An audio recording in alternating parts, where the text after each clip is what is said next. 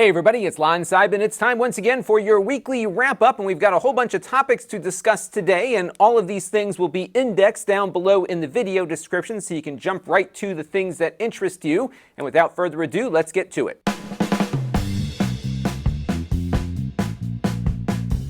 Now before we begin, I want to thank our newest supporters here on the channel. We had Brian Halton, who contributed via the donor box page. Jacob Unruh became a new Patreon supporter, and we have two new YouTube members, Santiago Azarin and JD Bond. I want to thank everyone who contributed this week, along with everyone who's been contributing on an ongoing basis, and all of you who watch on a regular basis too, because all of those things equal channel growth. So let's take a look now at the week in review. On the Extras channel, we had an unboxing of the Pixelbook Go. This is Google's new kind of mid-range Chromebook that I liked quite a bit, although a lot of you were remarking on the price, and we'll talk about that in a minute. We also had a bunch of other things on the main channel. I had the worst performing video of the year here at the top, the tiny and micro arcades that I got in through the Amazon Vine program. I think we're under 2,000 views on this one, which is very unusual for this channel, but I think a lot of folks kind of knew what this would be about, so it is what it is. I was going to put it on the Extras channel, but when I looked at the length, it was decent enough that I could maybe slot it in Sunday morning and see how it did. It did not do well. I've learned my lesson on that one. We had the Pixelbook review, of course. I did a live stream. I've been doing these a lot more lately because I get a bunch of little things in through the Amazon Vine program. Some of these things end up on the Extras channel. And I've been doing some live streaming for Amazon, so I figured I would start doing a little bit more live stuff when I've got some time. Usually Thursday and Fridays are when I do this. So if you hit that notification bell, you'll get notified when I'm playing around live, and you can see all of the technical challenges that come into making a review on this channel. Nothing ever works right, and it's kind of fun sometimes to watch me sweat it out a bit, try to get everything working, so you can check out that video linked in the master playlist. We took a look at the Epson ST4000 Super Tank. What Epson does with their high-capacity ink printers is they sell you a printer at a higher price than a cartridge printer, but they give you enough ink to last you for a year or two. And we look at how that printer works in that review. And then, of course, we had my review of the new Pixel 4 phone. I kind of stepped through everything.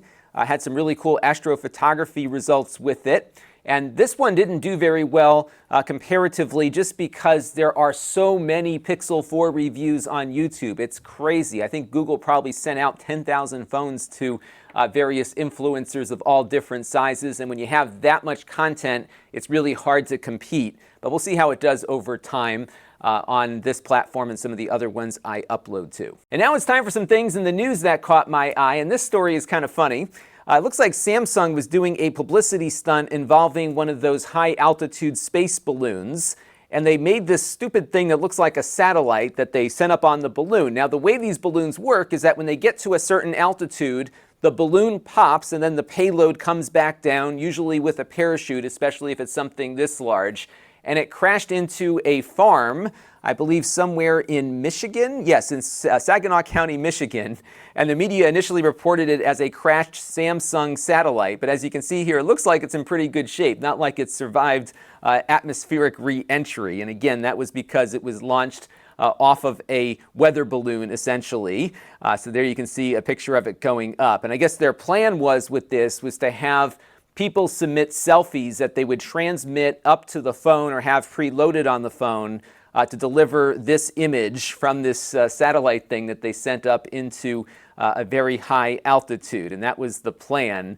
But now the story is all about the fact that it crashed into this farm, and the farmers were quite surprised when this thing landed. Now, I was curious about these things because you hear a lot of uproar over people flying drones all over the place without any need to get certified or anything like that. You do now have to register your drone with the FAA and take a short little course to let them know that you know what you're doing. If you do commercial work, of course, it's a little bit more involved. But interestingly, weather balloons follow a very similar lack of regulatory oversight here in the U.S. And I found a post here from Lunar Technologies, which I believe was selling equipment to do your own balloons. And they say almost all amateur balloon payloads, including those sold by Lunar, are designed to be exempt from FAA regulations, so you're not required to do anything listed below for heavier payloads in order to launch. but they did have a few things to keep in mind in order to avoid falling into that regulatory framework. Your payload has to be less than 4 pounds, or your payload is less than 6 pounds and the smallest surface is more than 36 square inches to kind of distribute the weight, it looks like. You can have 2 payloads, but they have to weigh less than 12 pounds together. And if you have a rope, it takes less than 50 pounds of force to break it off. Just don't use carbon fiber, they say. Regular rope should be fine. And a friend of mine does launch these quite a bit, and he does tell me that when the balloon pops, they come down. You can kind of get a feel as to where it might end up, but the wind tends to blow things around. He puts on a little transmitter on his balloon so that he can go down and find it. Oftentimes it beams back to the cellular network its GPS location. You have to be sure not to turn on the phone until it gets down to the ground apparently, but once it's there, it can start pinging its location. And it's not unusual for your balloon, of course, to land on somebody's property, and then you have to call them up and ask permission to come and retrieve it. So what happened here with the Samsung balloon is not all that unique. I just thought it was kind of funny to see this imagery of a crashed, what looks like a crashed satellite, but nothing there was functional. In fact, I don't think these solar panels were working either. So if you happen to see anyone in the media reporting this as a crashed satellite, make sure that they appropriately call it space gear or weather balloon or device, because it's certainly not a satellite. It never reached orbit. Now, this was a story that popped up last week, and Travis Rhodes posted it on the Facebook group. It looks as though NordVPN has been hacked, or at least was hacked a while ago. You can read more on TechCrunch at the link you see on screen here, but apparently all of this happened back in March of 2018, and Nord didn't tell anybody about it. And it's a rather interesting hack that occurred, and we're going to get into it here in a second.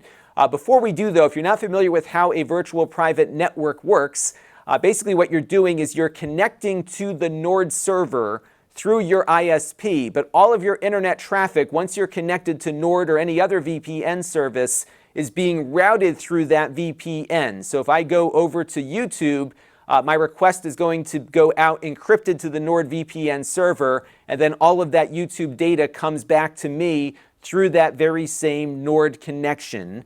So this adds privacy. It also adds security because that connection to the VPN is encrypted. So if you're at Starbucks or on some public Wi-Fi network, if somebody's out there sniffing the air to see what kind of data is flowing back and forth, all they're going to see is a bunch of gibberish being sent over to NordVPN and back, and there's no way that anybody can read it. Nord says that they don't keep logs of what you're doing. So for example, Comcast, my ISP, logs everything that I do. So if the government ever came looking for me, Comcast would turn it all over. Nord says they don't do that, which is one of the main reasons why sometimes people like to choose one of these VPN providers so they can download or look at whatever they want without the fear of having all of that stuff come up later in a government subpoena or something like that. Now, the problem, though, when you are running a VPN service is that this becomes a very lucrative target for hackers. It also becomes a lucrative target for governments looking to find dissidents and other people who might be opposing authoritarian rule across the world. And the reason is that you've got a whole bunch of people coalescing around a single spot on the internet who are eager to hide what they're doing. And that, of course, will be an attractive target. So what happened is that some hackers were testing some of the perimeters of the NordVPN network. And like most VPNs, Nord has servers located throughout the world.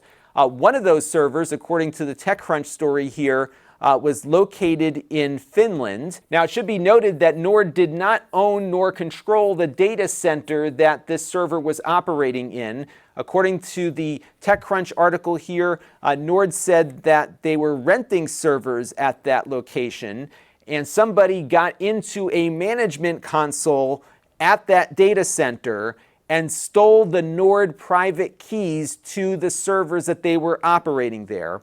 And those private keys allow someone to set up their own server and essentially impersonate a NordVPN server so that they could be in the middle of a connection between somebody and NordVPN and then extract the data that's flowing through that. So although Nord says they don't keep any logs, they don't track any data, if you are in control of a server on Nord's network, you can log that data and capture what people are doing on the internet and essentially sniff every packet, because you're able to decrypt the data and re-encrypt it with that private key. And that's the concern here. So average Joe citizen who's just browsing some pictures online or something probably has nothing to worry about here. But if you're someone who is using this to hide your actions from a hostile government, they might be very motivated to set up one of these man-in-the-middle attacks and focus on the connections that you're making to those servers and basically sit in the middle and grab all that traffic as it flows through. Very concerning. Even more concerning is the fact that this happened back in March of 2018 and we're only finding out about it now. According to the TechCrunch article, NordVPN said they found out about the breach, quote, a few months ago, and they didn't tell anybody because they wanted to make sure that their infrastructure was totally secure before they said anything. Of course, meanwhile, they're still advertising and selling subscriptions based on the security that they said they had here, but apparently they didn't have confidence in it either. The only reason why we found out about this is because somebody went up on Twitter here. I believe this guy was the one who first released the information. His name on Twitter is HexDefined. And he had said that these keys have been floating around mostly unnoticed for a while now. He had stumbled across them and was able to set up his own little node within his local network. Now, the keys have expired, so Nord will not recognize them any longer. But who knows how long these keys were being accepted before they knew about it, and that's the concern here. So this is a big issue, especially one of confidence, because we use these services to be safe and secure. But in this case, Nord clearly had an issue and they didn't let their users know, and their users are using the service because they believe it's secure. And that's a big problem for me and a lot of other folks, including people who were running ads for Nord on their channels and social media networks. So my pick of the week this week is one of those channels who I think did the right thing here. JayzTwoCents. I do watch Jay's channel from time to time. He's got some great PC hardware stuff up there, and NordVPN was a sponsor on his channel. He has since canceled his sponsorship contract with them because he doesn't have confidence in recommending them as a secure VPN provider based on how they handled this. I'm not sure how other YouTube channels have dealt with it. You might be able to let me know down in the comment section below, but it was very nice to hear Jay's perspective on this and hear the concern that he has for the people who trust him. And it's important, I think, that if a company that you're having as a sponsor violates trust, it's good to make the right choice here. And I think that's what he did. You can see his video linked down below in the master playlist or here on screen. And now it's time for a Q&A from you, the viewers. And it looks like we're going to have a Travis Rhodes show today because Travis also has our first question of the day in regards to the Nvidia Shield Pro. This came in from our Facebook group. Travis sums up the differences of the new Shield Pro quite nicely. The CPU is now 25% faster. It supports Dolby Vision now, which the current Shield does not support. And it also supports Dolby Atmos, although prior editions of the Shield also supported Atmos. So really the big change here on the Shield Pro is that you are getting the Dolby Vision support and you are getting a faster processor. And as Travis notes here, he's not really going to be doing anything that will take advantage of that faster processing speed. He also says that his QLED set supports HDR10+, but not Dolby Vision, so there's just not much for Travis here. And I would agree with him on this. There isn't much here, partly because no one's really taking advantage of the power that's there on the developer side for a lot of these Android games that would really make the Shield into something a lot more than what it is. And we see the power of that processor all the time on the Nintendo Switch because the Nintendo Switch is basically an Nvidia Shield that you can take with you. It's the same exact system on a chip. Now, the new Shield Pro looks just like the old Shield Pro. It's the same packaging.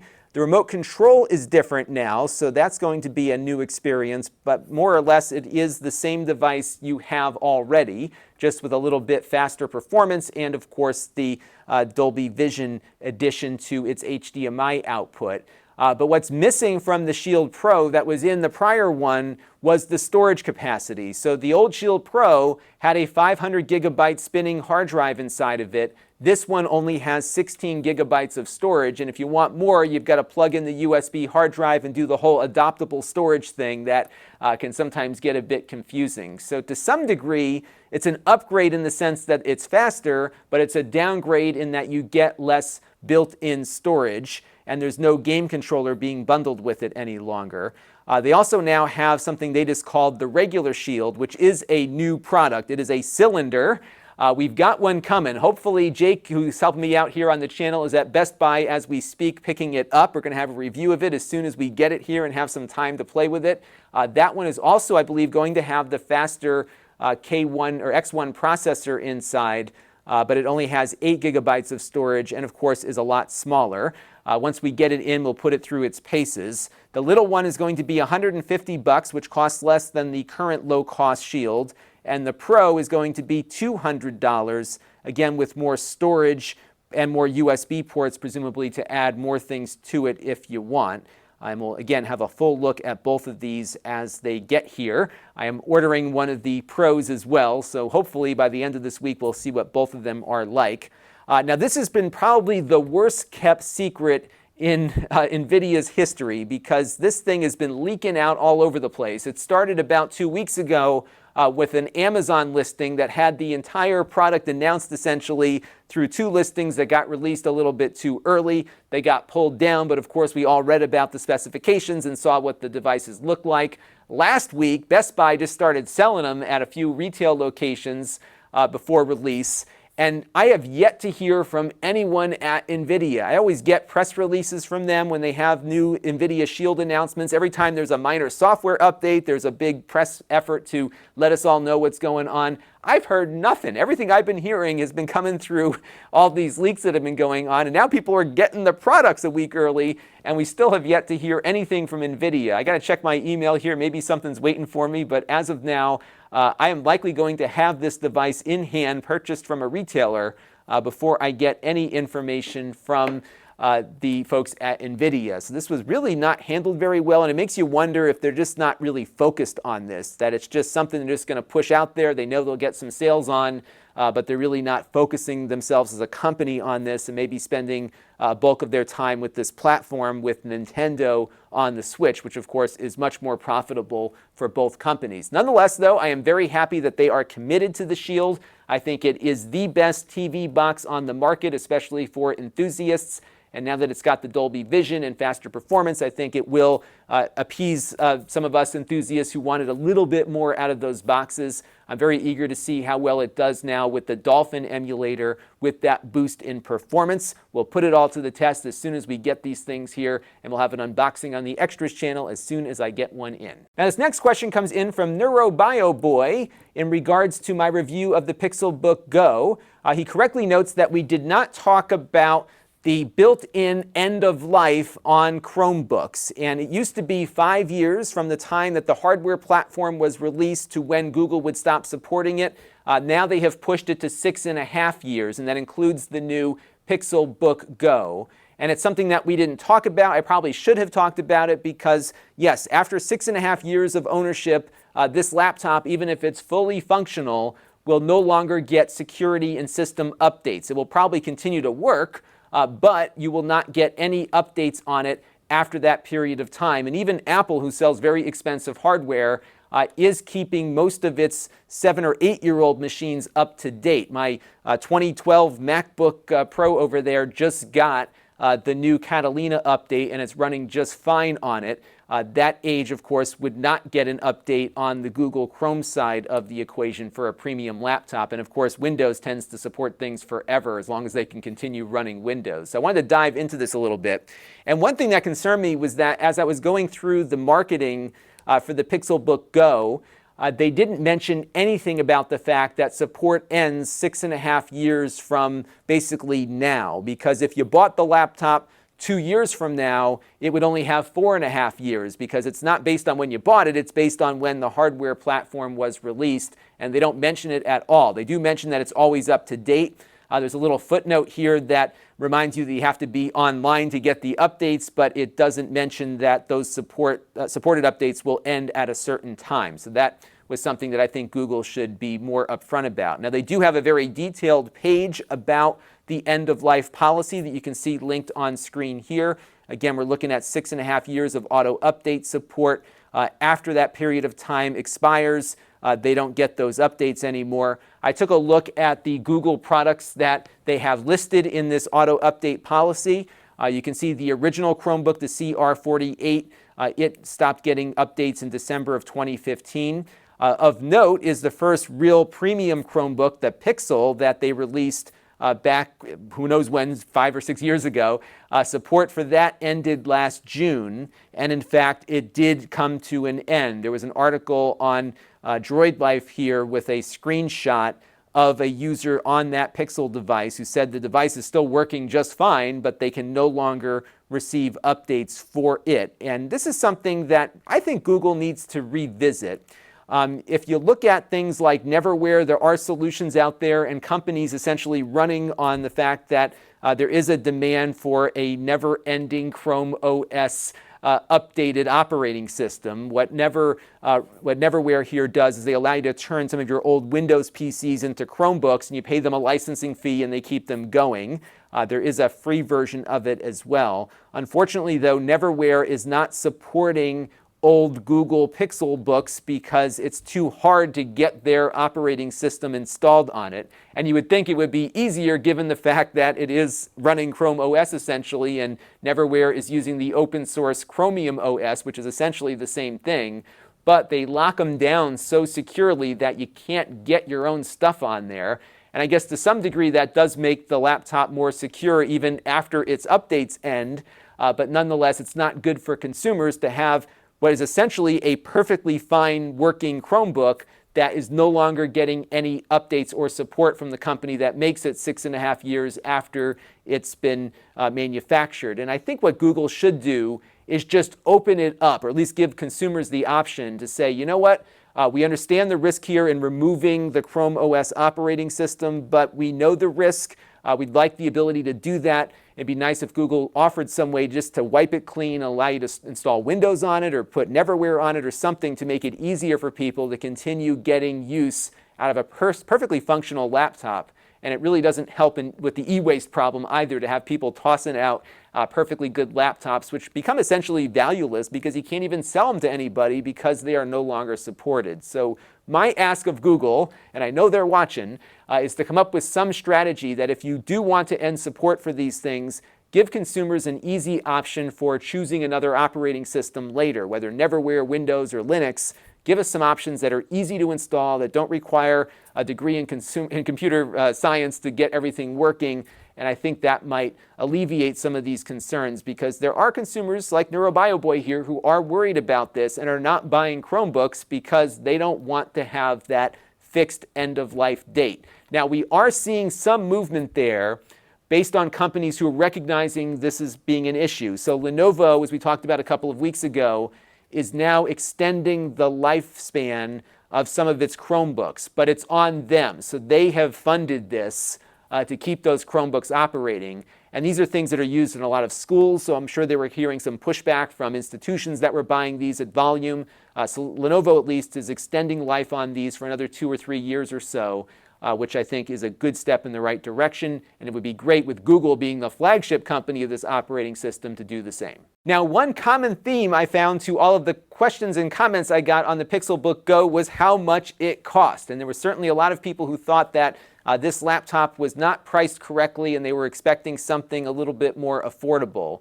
And I don't think that's what Google has been going after. And the reason is that there are a ton of affordable Chromebooks, but there are not all that many that kind of sit at the mid to high end of the market, which is why we've got this one starting at a $649 price tag, but kind of landing in the $800 territory, why we have the Pixelbook, the nice 2-in-1 that they put together that sits at a higher price with a more powerful processor. And they also attempted to do something with that Pixelbook Slate last year that was a pretty big disappointment, and I think Google has kind of given up on. So this was a much more conservative approach to trying to flesh out the Chromebook line. And it's a good laptop. It feels really nice, and it feels a lot better than some of the cheaper Chromebooks that are out there. And I think what Google is doing here is exactly what Microsoft did and still does with the Surface. This is not a blockbuster in the sense that it's selling the volume that Lenovo and Dell computers sell at, but it was Microsoft's vision as to what the ideal Windows 10 PC would look like. And as a result, I think a lot of manufacturers upped their game so that they could match or come close to what Microsoft was suggesting both in quality and design. And we saw a lot of Pixel clones come out from some of the other manufacturers. We're seeing more metal being used in the Windows-based devices. And I think this was Microsoft's attempt to lure people back from Apple because they were seeing the nice metal designs of these MacBooks and they just felt nicer. And I think they were trying to nudge the industry in a new direction. And I think Google's been trying to do that over the years with the Pixelbook line, which is to market this as something that goes beyond a cheap netbook replacement and beyond something that your kid is using in elementary school to something that might be a very serious laptop and is designed to feel like a serious laptop, which this really accomplishes. This is definitely not for everyone. I don't think Google intends to have this become a blockbuster seller, but for people that are really into the Chrome ecosystem, this is a great choice because it's a nice high-quality machine that's on par with high-quality machines from other manufacturers running other operating systems. And I'm sure ultimately Google would like to nudge the manufacturers of Chrome devices into this territory, which is what they're doing with this one and the models above it. I, of course, would love to continue this discussion, and that is what our Q&A for you will be this week. Why don't you let me know down in the comments below what your favorite Chromebooks are. If we haven't reviewed one yet and it's relatively new, maybe we'll pick one up and compare it to this one and see what you can get for maybe $200 less. I'd love to get some suggestions from you, so let me know down there in the comment section. So this week on the channel, we've got a bunch of stuff planned. I am very much hoping to get both Nvidia Shield TVs in this week. I do believe we'll have the cylinder in. I'll let you know in the comment thread if we fall short of that mission right now, but Jake is heading over to Best Buy where I believe this one is in stock. And then the Pro we're going to have to order to have delivered because that one is not at my store, but he's going to check while he's over there. So as soon as it comes in, I'm going to have it up. It's one of my favorite devices, and it's great to see something new in the Nvidia Shield world. I also got in a bunch of new Rokus. The new Roku Ultra showed up the other day. We also got the new Roku soundbar and its wireless subwoofer. So we're going to look at that as well because it's definitely shopping season soon and everyone loves to pick these things up for the holidays. I don't think there's much different here with this new Roku Ultra versus the one we looked at before, but we'll take a look and make sure that any new features are covered, so stay tuned for that. And I'm also going to do something on advertiser-supported video on demand. Here's what's been interesting. On these low-cost streaming devices, I often get a lot of questions about what you can do with them for free. People think that there's a monthly fee just for buying the product because they're so inexpensive. And the truth is you can get a lot out of these boxes without having to pay more than the cost of entry. And we're going to focus this on the Rokus because you can get some Rokus for like 30 bucks. And of course the Amazon Fire Sticks cost about that much as well. And there's actually some pretty good stuff you can get. If you don't mind putting up with advertising, you can find a lot of entertainment for nothing. And we're going to look at some of the top AVOD channels in the course of that video. Let me know what your favorites are down in the comment section so I can be sure to cover them. I've got a bunch that I think are kind of the staples out there, but I might have missed something. So definitely let me know what you're using down in the comments below, and I'm really looking forward to doing that video for all of you a little later this week. We're also going to have my monthly Plex video too. I'm still trying to come up with some ideas for that, so please let me know what you got in mind, and we'll include that in the video that we do this week. Also coming this week, I'm going to be really busy, is the new Fire HD 10 tablet from Amazon. Amazon is like one of the surviving tablet manufacturers, and they're still selling tablets. I believe they are number 2 next to the iPad. And this is the new higher performance 10-inch version, which I was very fond of 2 years ago. They now say it's 30% faster, so we will put it to the test and see if it is indeed 30% faster. So lots to look forward to this week, and hopefully we'll get it all done for you. Now, if you want to support the channel, you can. You can go to Lon.TV/support and make a monthly or a one-time contribution to the channel. We also have the YouTube membership thing going, so you can sign up to subscribe to the channel through YouTube's membership thing, and you'll get a nice little loyalty badge next to your name when you comment on stuff. And the color changes the longer you've been a member for, which is pretty cool, so you can check that out. And speaking of Plex, we have our ongoing relationship with them. So if you sign up for a free Plex account, no credit card required, we get a small commission. We get a larger commission if you sign up for a Plex Pass or gift it to somebody else. And speaking of AVOD, they will be having their own advertiser-supported streaming platform added to Plex very shortly. And as soon as that happens, we will do a video on that. So stay tuned. Lots of fun coming there. We have other channels you can find me on, including my Extras channel, where we do unboxings and supplementary content and reviews.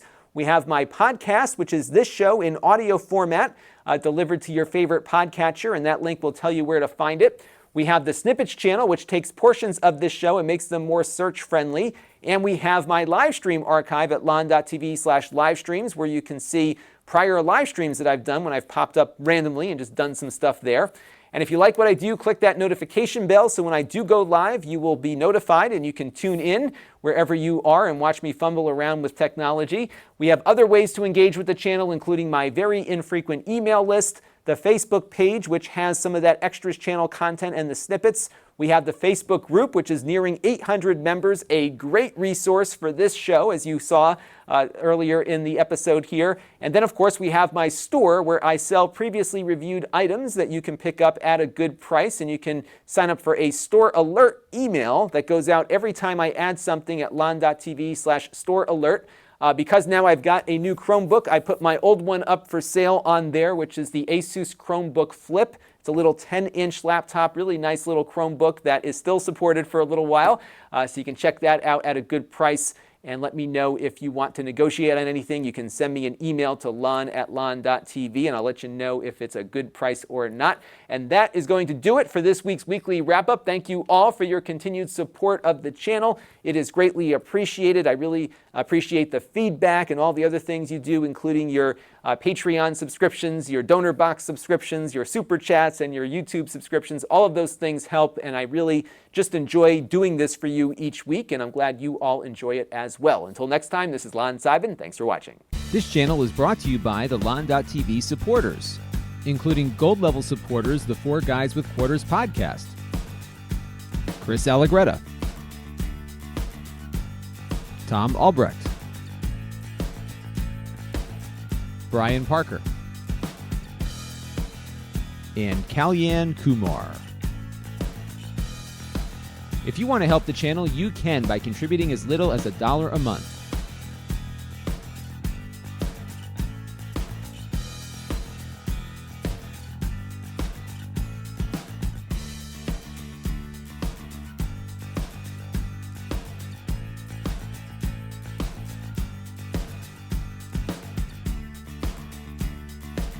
Head over to lon.tv/support to learn more.